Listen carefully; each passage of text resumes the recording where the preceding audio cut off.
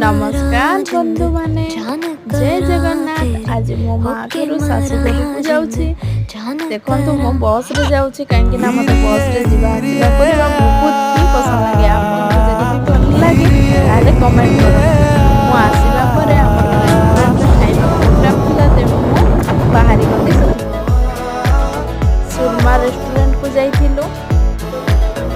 मोर दुईटा नानी जुनी दियर और आम दी जन जाइथिलु।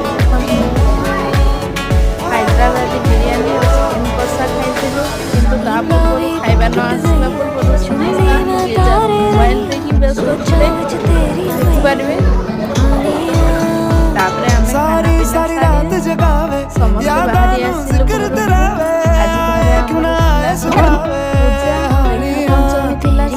पूजा पाठ चलता राति के सहित सोई पड़।